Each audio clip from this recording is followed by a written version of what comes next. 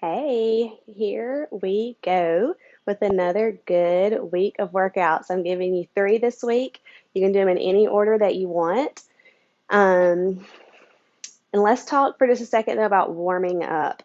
I haven't really broached this with you guys yet, but just make sure that you're going through some sort of a warm up routine. You could do like just some seated stretches.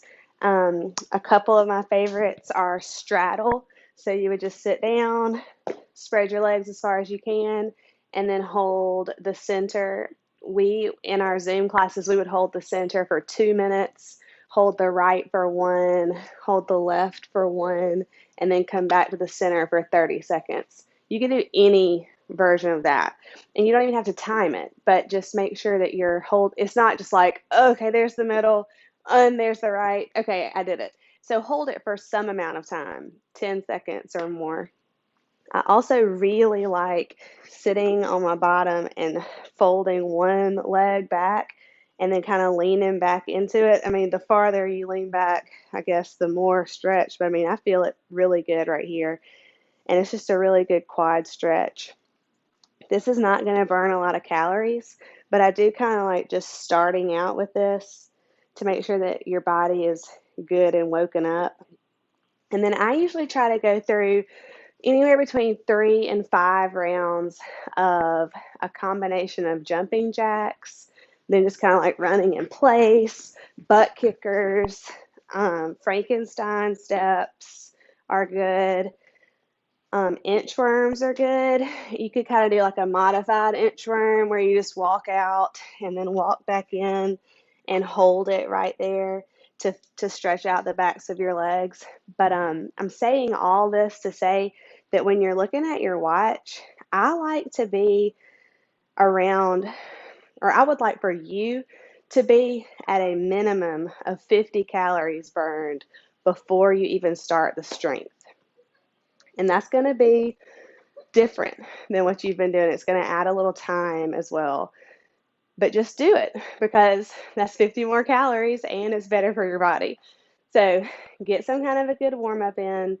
Um, you could add in like walking up and down steps. You could add in just like pacing back and forth through your house.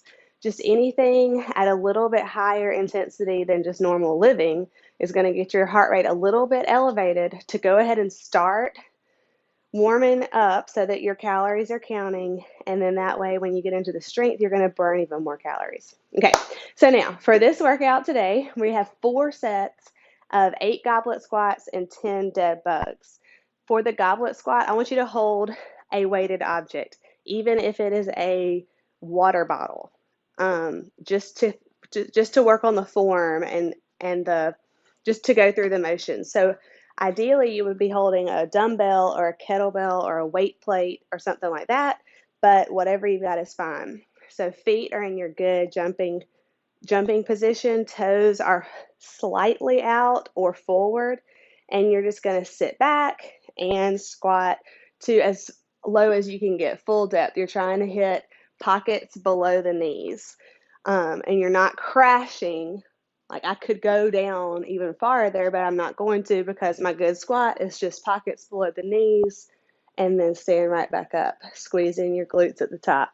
So hold the weighted object right under your chin. Keep your chest up. Notice as I go down, my chest still stays very upright. Like I'm trying, my goal is for my chest not to move at all. My hips go back, hips shoot back, knees track over my toes, and stand right back up. 8 goblet squats. And then 10 dead bugs. We've done these before. That's where you lie on your back. Head is tucked in, chin is tucked into your chest. Hands and feet are up, and you're going to drop opposite limbs. So you'll drop left foot, right arm to 6 inches. Bring them back together. That's 1. Drop the opposite, 2, 3, 4, 5. And you see, I kind of tap my feet at the middle because it is a coordination exercise as well. So you have to get used to them.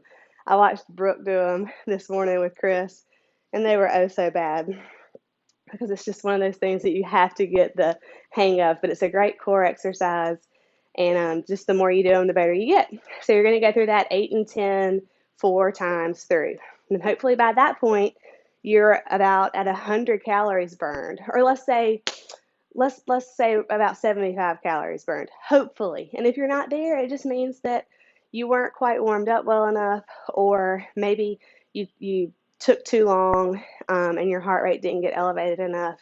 But let's just say that's what our goal is going to be. We're going to work for like 40 or 50 calories um, on your warm up, and then you want to be at around 75 to 80, let's say, after the strength, and then your body will be really ready to go with your workout. And your workout today is 4 minutes of work, 2 minutes of rest for 3 sets. So you can set that in your smartwatch timer. You would go to Tabata, and you would go to set it as 4 minutes of work, 2 minutes of rest, and you'll have to add a set. And just pay attention to the rest and the work blanks. But our movements today are plank to single arm deadlift. So you put your weighted object on the floor, and you are going to plank. Ideally, you're going to jump back. Okay. I don't know if that's where y'all are, but ideally it's going to be a plank and then a jump up, and then you stand up and squeeze your glutes with your weighted object. So it's the plank to single arm deadlift. Alternate your hands on each one. 8 of those. If you need to step, that's fine. So you're going to step back, step forward, deadlift. Step back, step forward, deadlift.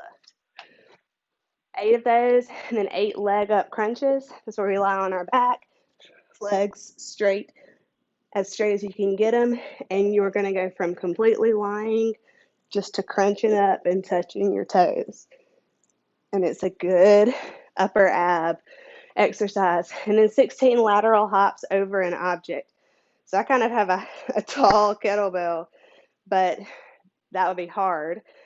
Or you could just use a pin. I mean, if that's what you wanted to use, but just give yourself some kind of a target.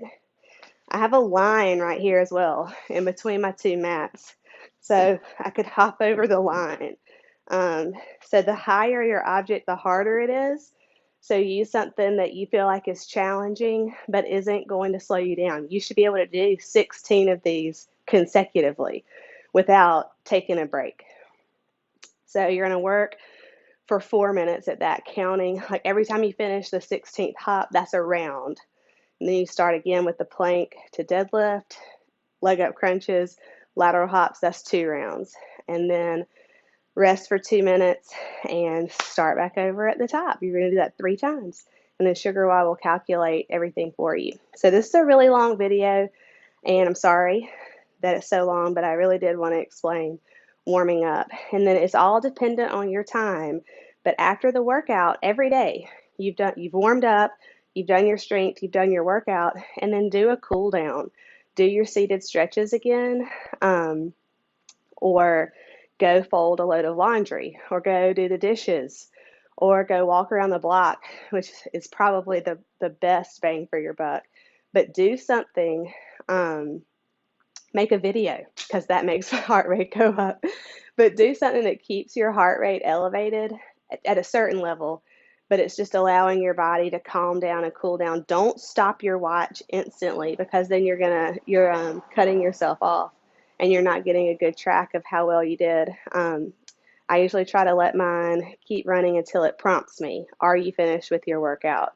And then I'll say yes, because it's tracking your heart rate. It knows when you're elevated and when you're at normal range. So good luck. Let me know how it goes. Log your score in Sugar Y so I can see it. Bye.